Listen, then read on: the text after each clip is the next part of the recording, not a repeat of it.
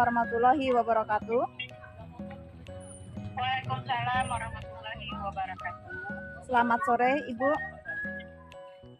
Ya, selamat sore, Bu Rina. Baiklah, di sini saya akan memperkenalkan diri saya terlebih dahulu. Nama saya Rina Wangsari. Saya dari mahasiswa PPG kategori 3 Universitas Bengkulu. Di sini saya akan melakukan wawancara terkait tentang pengalaman Ibu dalam proses pembelajaran. Sebelum kita memulai wawancara, mungkin Ibu bisa memperkenalkan diri Ibu terlebih dahulu. Kenalkan, nama saya Amelia. Saya berasal dari SMP Negeri 36 Komuko, tepatnya di Air Hitam. Dan saya mengemban mapel bahasa Indonesia dari kelas 1 sampai kelas 9. Sekian, Bu Rina. Ya, terima kasih, Bu. Untuk pertanyaan yang pertama, apa penyebab rendahnya kemampuan belajar pada peserta didik menurut Ibu? Rendahnya kemampuan belajar peserta didik itu mungkin penyebabnya mungkin dari luar, bisa dari dalamnya. Kalau dari dalam diri siswa itu mungkin kemampuan dalam membaca, karena dalam belajar itu pasti muaranya membaca dulu ya Bu Lina. Kalau mereka tidak paham dengan apa yang mereka baca, dan tentulah mereka akan kurang dalam mengaplikasikannya dalam pengetahuannya. Kemudian faktor lingkungan juga berperan dalam rendahnya kemampuan belajar. Faktor hubungannya dengan guru, hubungannya dengan orang tua juga. Kemudian kalau dilihat dari segi gurunya, mungkin guru belum menggunakan metode yang bervariasi, media yang menarik, sehingga siswa tersebut tidak terpancing berpikir kritisnya dalam belajar. Mungkin itu menurut saya. Karena kalau metodenya yang kita gunakan hanya metode LKS, media LKS, hanya berpatok pada buku, mungkin anak bosan gitu ya. Jadi sebagai seorang guru kita harus kreatif, gunakanlah media yang, kalau sekarang anak-anak dan teman sekarang kan tentunya akan tertarik dengan media yang berbau teknologi. Jadi gunakanlah media yang menggunakan teknologi. Jadi mungkin anak-anak itu akan tertarik dan termotivasi untuk belajar. Mungkin itu. Ya, terima kasih Ibu. Selanjutnya untuk pertanyaan yang kedua, apa penyebab rendahnya kemampuan peserta didik dalam membaca atau suatu literasi? Literasi ya. Ya. Baca tentu harus dilatih ya. Jadi mungkin gurunya belum membiasakan atau melatih anak untuk terbiasa dalam literasi. Misalkan di awal pembelajaran, kalau anak itu ingin dia terbiasa dalam membaca, tentu kita harus biasakan dia literasi sebelum belajar. Misalnya 10 menit lah. 10 menit sebelum belajar kita biasakan dia untuk membaca sebuah bacaan. Mungkin bacaan kalau yang menarik itu bacaan berbau-bau dongeng atau cerita mungkin ya Bu Rina. Jadi mereka kalau sudah terbiasa tentu mereka akan kemampuan membaca mereka juga pasti akan meningkat. Tapi kalau mereka tidak terbiasa dalam literasi, tentulah rendah kemampuan peserta didik tersebut. Itu menurut saya. Oh iya, berarti harus adanya dengan pembiasaan dari pendidiknya Ibu ya? Gitu. Iya, harus dibiasakan. Iya, terima kasih Bu. Baiklah, untuk pertanyaan yang ketiga, apa yang menyebabkan peserta didik itu kurang disiplin dalam menyelesaikan tugas, misalnya seperti mata pelajaran bahasa Indonesia itu kan ada teks ulasan Ibu ya. Salahnya itu kenapa? Tidak disiplin. Ya. Berarti disiplin positif arahnya ya Bu. Iya Ibu. Kalau mereka tidak disiplin, berarti harus kita siasat. Kalau sebagai seorang guru tentu harus punya siasat ya, bagaimana seorang siswa itu bisa disiplin gitu. Mungkin kita sebagai seorang guru bisa membuat suatu kesepakatan. Jadi mereka di awal pembelajaran itu kita buat sebuah kesepakatan, aturan-aturan, sehingga mereka nantinya dengan aturan-aturan tersebut tentu akan terkontrol gitu. Jadi kalau mereka ingin melakukan suatu ketidakdisiplin, mereka akan ingat, oh ternyata ini aturan yang harus saya lakukan gitu. Jadi sebagai seorang guru harus konsisten. Jadi kalau ada anak melanggar aturan harus diberikan sanksi gitu. Jadi konsisten di sini artinya jangan hanya sehari dilakukan aturan tersebut. Jadi harus terus-menerus gitu. Seperti itu. Untuk membiasakan anak taat pada aturan. Iya, terima kasih Ibu. Di tempat Ibu hal seperti itu, meskipun sudah dikasih peraturan, masih ada tidak siswa yang melanggarnya? Masih ada Bu. Ya. Cuman mudah-mudahan gitu kan dengan dengan kita terapkan aturan-aturan seperti itu, mungkin hari ke hari ada perubahan sedikit demi sedikit. Oh iya, terima kasih Ibu. Baiklah, sekarang untuk pertanyaan yang keempat. Sekarang kan zaman kan sudah semakin canggih Ibu ya. Di sekolah tempat Ibu mengajar, terkadang ada tidak siswa ketika di dalam pembelajaran disuruh atau diperintahkan untuk membawa alat komunikasi, salah satunya yaitu HP, untuk digunakan untuk suatu pembelajaran? Ada sekali-sekali Bu, tapi tidak setiap setiap pelajaran dan tidak ada saat.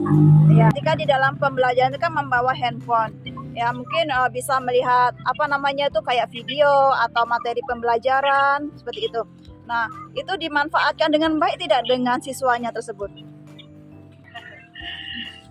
Ya, namanya anak-anak Rina, kadang-kadang yang memang ada juga sih bukan sebagian ya, salah seorang atau beberapa orang yang tidak menggunakan media HP itu dengan tidak seharusnya. Misalnya di saat pembelajaran berlangsung, ada yang membuka HP untuk main game, ada yang membuka HP untuk buka TikTok atau media sosial yang lain. Jadi ada juga yang melanggar atau keluar dari ya itulah aturan sebenarnya. Berarti sama saja Ibu ya. Tempat saya juga masih seperti itu, meskipun sudah dipantau, sudah diawasi, tapi terkadang kita agak lengah juga karena banyak siswanya gitu. Iya. Terima kasih Ibu. Kemudian untuk pertanyaan yang kelima, di dalam suatu pembelajaran kan terkadang kan ada suatu namanya diskusi. Nah, ketika dalam diskusi, ketika Ibu mengajar, itu semuanya aktif atau ada yang aktif dan ada yang sebagian tidak aktif? Diskusi, kadang yang aktif itu anak-anak yang merasa bukan merasa ya, memang yang biasanya aktif gitu. Kalau yang tidak aktif itu ya mungkin mereka merasa malu atau bagaimana gitu. Jadi ada memang anak-anak itu yang aktif, ada yang tidak aktif gitu. Faktor-faktornya apa Ibu? Faktor-faktor yang membuat siswa itu yang tidak aktif? Terkadang diskusi itu tidak kondusif Bu. Yang saya temukan itu mungkin masalahnya ya memang kita tidak menyediakan metode yang tepat atau media yang kurang menarik. Jadi mereka itu kadang ya itulah ribut, ngobrol sama kawan-kawannya gitu. Jadi mungkin penyebabnya itu ya itu tadi metode yang kita gunakan mungkin tidak tepat gitu. Seharusnya diskusi itu berjalannya sesuai dengan aturan, kondusif, tapi karena media yang kita gunakan tidak tepat, jadi mereka itu tidak terkendalikan. Berarti kondusif, Ibu. Berarti media atau metode itu sangat berpengaruh sekali ya kepada perkembangan siswa. Kemudian selanjutnya ini pertanyaan yang keenam.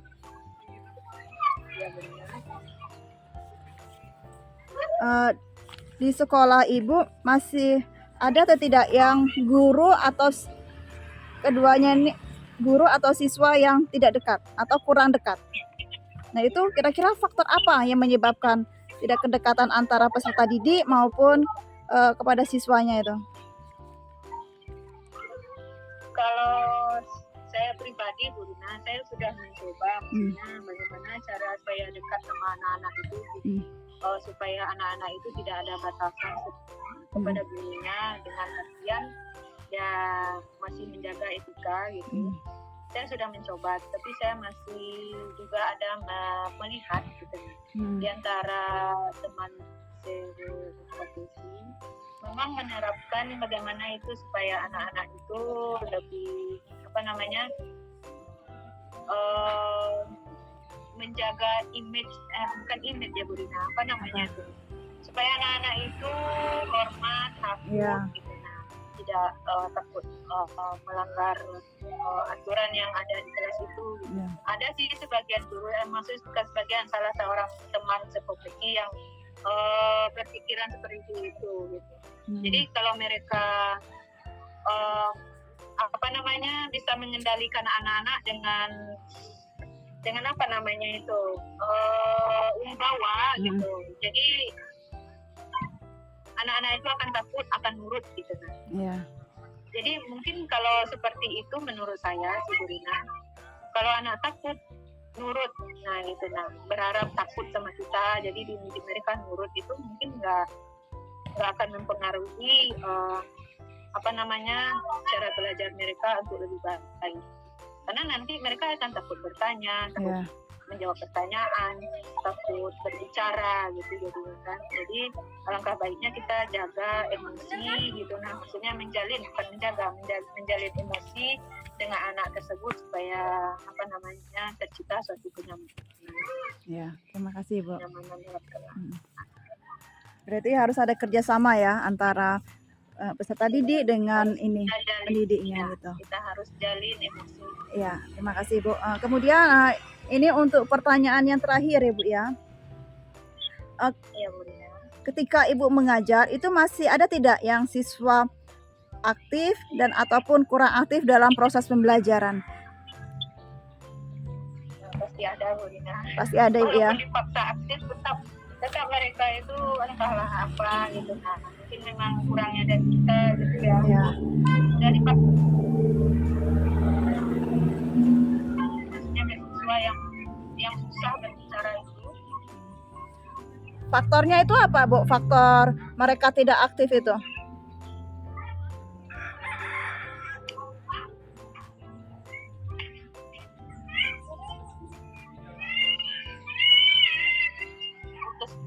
Ya. Ulang jawabnya? Iya. Ya. Apa? Kalau masalah aktif dan tidak aktif itu memang ada di dalam kelas itu, pasti ada siswa yang seperti itu Bu Rina. Nah, walaupun sudah dipaksa gitu, mereka aktif, ditanyakan langsung kepada mereka, tetap mereka nggak bisa jawab. Mungkin faktornya memang dari kita sebagai seorang guru, kenapa kita belum bisa membuat anak itu bisa berinteraksi atau berpikiran kritis, bisa berbicara gitu. Jadi penyebabnya sih sebenarnya kalau dalam pembelajaran itu lebih ke guru. Mungkin guru belum bisa memahami karakter siswa seperti apa. Jadi kalau guru tidak memahami karakter siswa, tentu guru tidak bisa menggali bagaimana cara mengolah atau siswa itu menjadi kreatif, kritis, dan aktif. Terima kasih Ibu. Berarti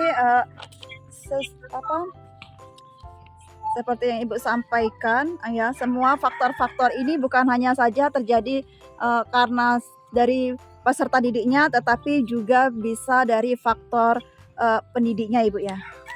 Kita. Pendidiknya, karena kita sebagai seorang guru itu sebagai motivator, fasilitator, dan mediator. Iya. Terima kasih Jadi, Bu ya. Sebenarnya salahnya dari kita yang lebih banyak. Iya. Terima kasih atas jawabannya. Mohon maaf telah mengganggu waktunya. Dan saya akhiri. Wassalamualaikum warahmatullahi wabarakatuh. Waalaikumsalam warahmatullahi wabarakatuh.